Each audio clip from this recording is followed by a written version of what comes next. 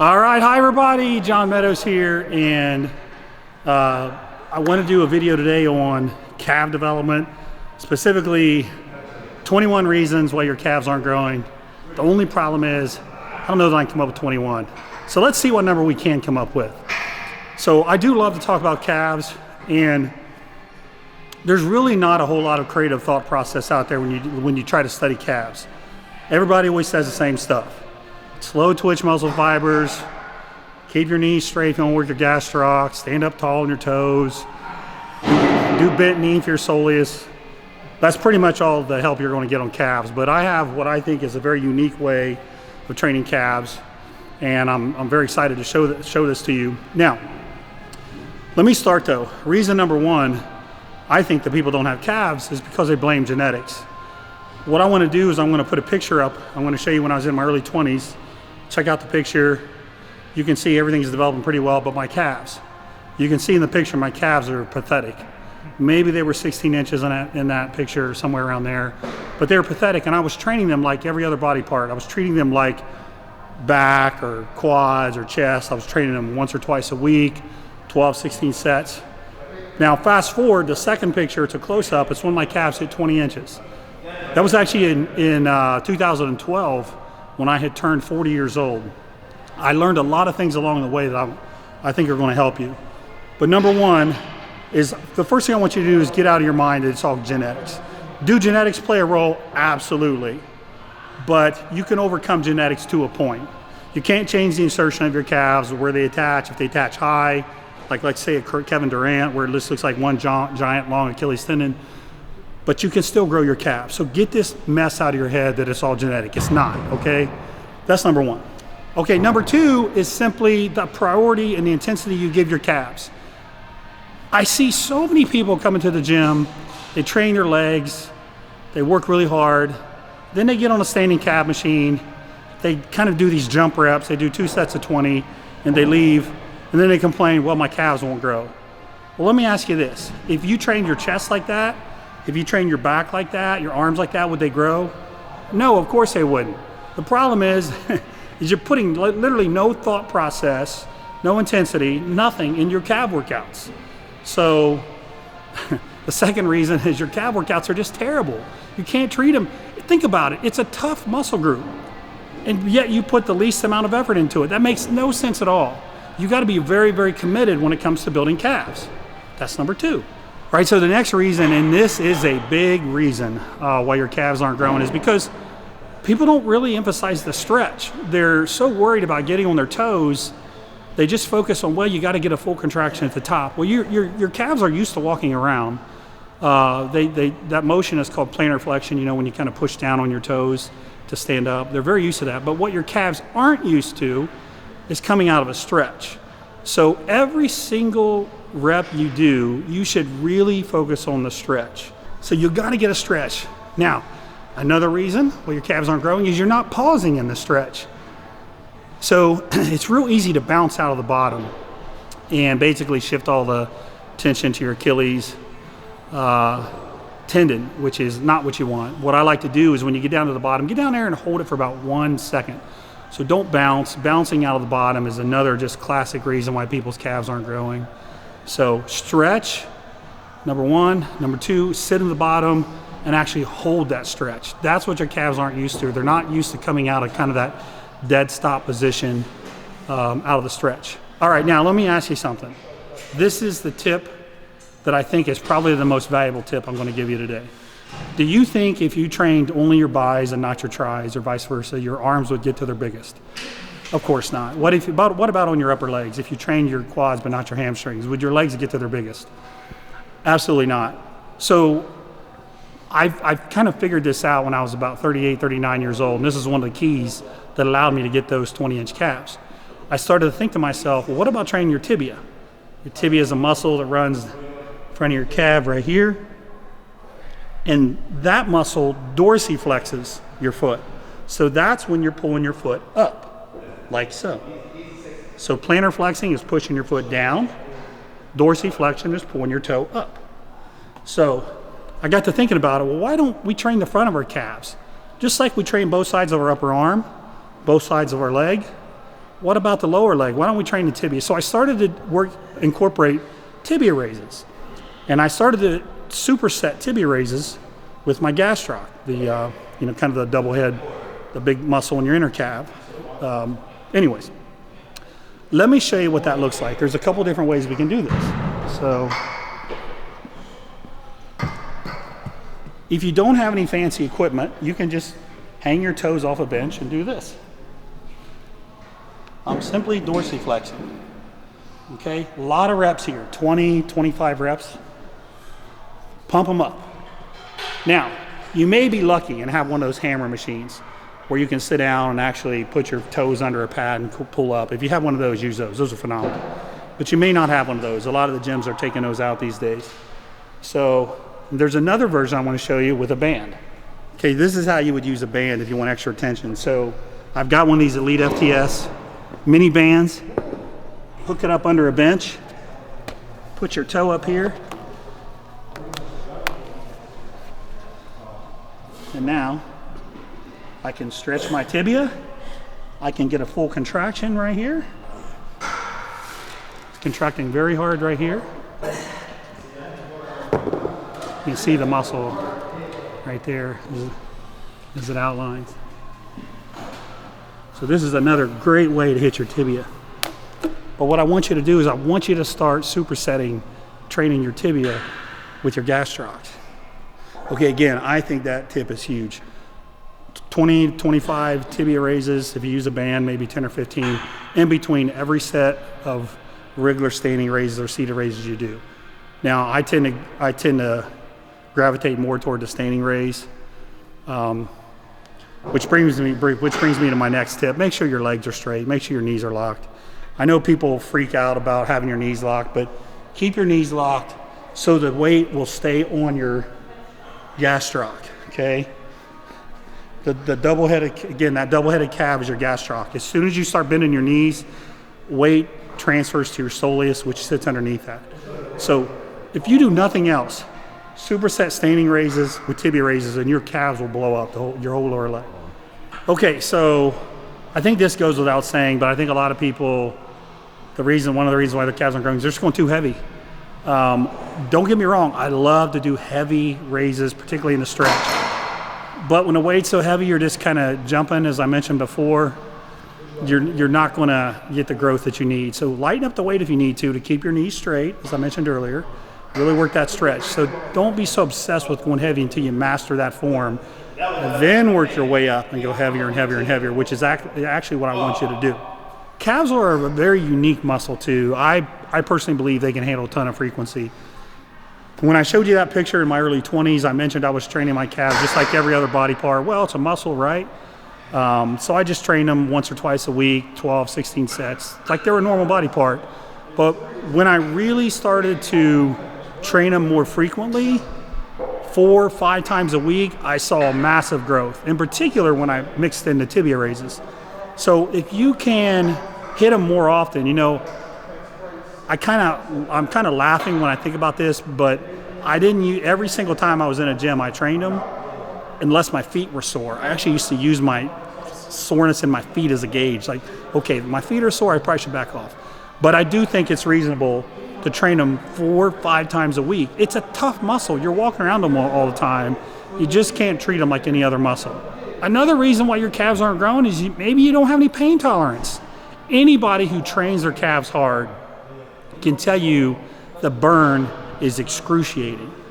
But that's usually when the set kind of starts. You got to keep working through it and working through it and working through it.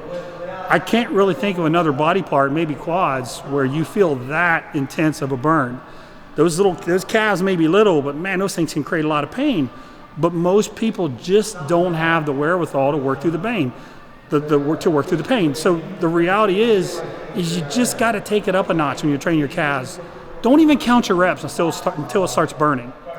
Once it starts burning, then you can count if you want. Now, I will tell you this, I don't particularly even count my reps. I just go until I can't do anymore. But pain tolerance. Another reason why your calves aren't growing is you're just not going to failure. Again, your calves are a dense, tough muscle. You got to take these bad boys to failure, more so than other body parts. Just about every single set I do on calves, I take to failure. When you're a beginner, it's going to make you incredibly sore, so you probably don't want to go to failure when you're a beginner, but as you get to intermediate and advanced, you want to go to failure. Take all your sets once you're warmed up on calves to failure. All right, let's talk volume. I mentioned that I was treating my calves like any other body part. I was picking 3 or 4 exercises. I just mentioned you should take all your sets to failure. So what should immediately enter your mind is, oh, that means my volume can't be too high. And if you thought that, you're absolutely right. So what I like to do on calves is, I mentioned high frequency, and I mentioned taking them to failure. So that should tell you right there, logically, your volume is going to have to be really low. So what I normally will do is a couple sets to warm up, and then 3 or 4 sets to failure. Boom, that's it. If I'm using a standing raise, 4 sets max to failure with the tibia raises in between. If I'm doing a seated machine, same thing, 3 or 4 sets to failure. So that's all I'm talking about, 3 or 4 sets. Let's say you do 3 sets. Let's say you train your calves 5 days a week. That's 15 sets for the week. So if you look at all the literature, they talk about somewhere between 10 and 20 sets. It's probably what you want anyway. So what we've done is we've essentially taken the volume that you would normally do and we've spread it out. On some body parts, I don't think it's quite as much of a big deal as they make it out to be, but on calves, I do. I do think 3 or 4 sets, boom, you're done. Next day you're in. 3 or 4 sets, boom, you're done. I do think a low volume approach works very well as long as your frequency's high and you're taking sets to failure. Now, not only are we going to take 3 or 4 sets to failure, I want you to use some high intensity techniques. Another thing I don't see people doing. If you're not using high intensity techniques, I think you're missing out on some calf gains as well. I particularly like partials out of the bottom. If you remember how much I emphasize the stretch, you can continue in the set by working the bottom half and stretching. And the other thing I like to do is, notice I haven't been beating it into your head to get up on your toes and flex. I do think it's important. I don't want to come off that I don't think it's important. But what I'd rather see you do is just get up on your toes every once in a while and do an iso hold and just sit there and flex. So 2 techniques I really like are partials out of the bottom and an iso hold at the top. I think that's a pretty brutal way to extend a set. Another thing I've seen over the years that I think can hurt your calf gains is too much cardio. What initially happens when people start doing cardio is, I think it's actually good for their calves. They get better blood flow. You see some improvements, but then as they keep making the cardio harder and harder and harder, and this actually goes for upper legs too, you start to see the calves get smaller. It's in my world, in the competitive bodybuilding world, it's very common to see people's legs shrink up pretty quick, their calves and everything, when they start really overdoing cardio. So if your goal is to get really, really big calves, I would go moderate on the cardio. I certainly wouldn't be doing 60 minutes a day or anything like that. I think a little is good. I think a little encourages blood flow, it's movement, but endurance runners look the way they look for a reason. Sprinters look the way they look for a reason. So if you're training your body, if you're doing all too crazy amounts of cardio, your body's going to adapt to that. So just be careful with the cardio, don't overdo it.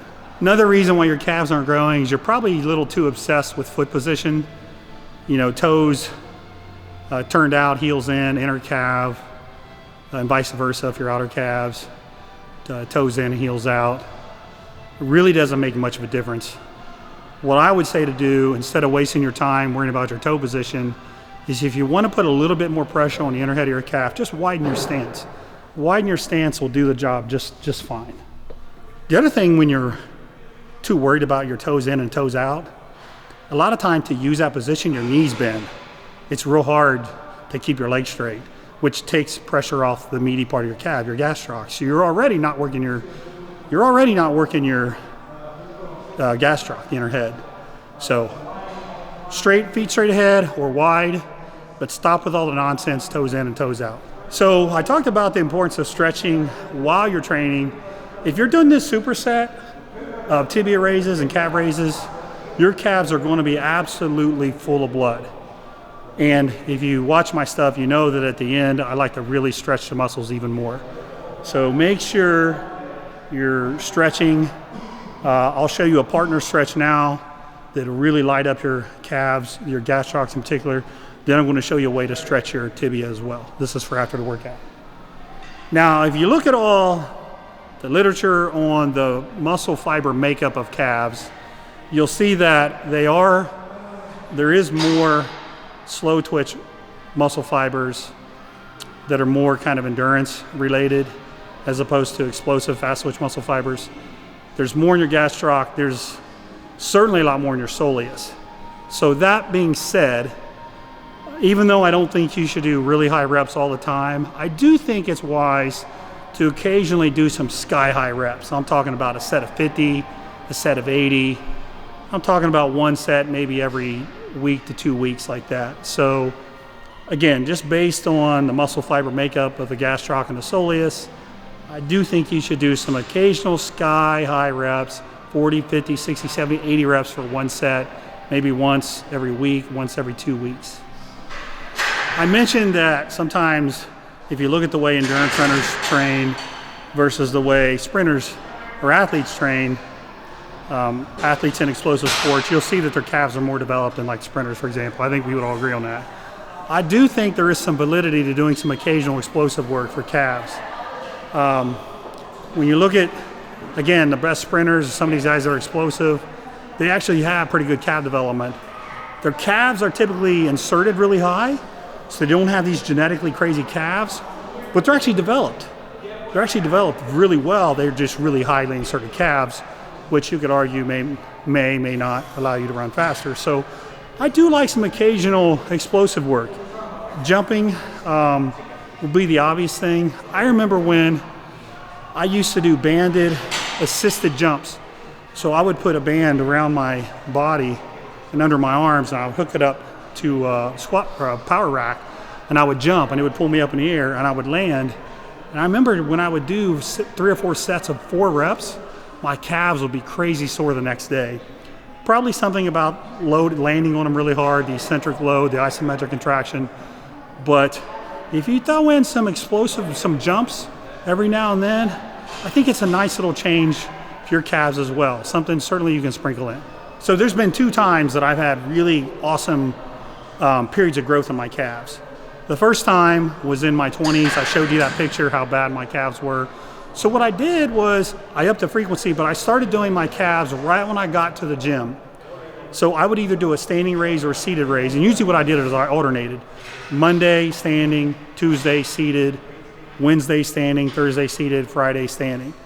But I did them first when I got to the gym when I was fresh. Another thing, if calves are a problem, is very simple. It's just prioritizing. Just do them first when you get to the gym. Very, very simple, okay? Prioritize your calves, do them first. All right, so this one may seem a little funny, but I got several stories here. Strictly anecdotal, and there's no scientific evidence of this at all. Have you ever noticed little kids, when they walk around on their toes, how big their calves get? What about like ballerinas? Ballerinas have crazy calves. Gymnasts, awesome calves. One thing you can do to improve your mind-muscle connection with your calves is just when you're walking around your daily life, just stand up on your toes.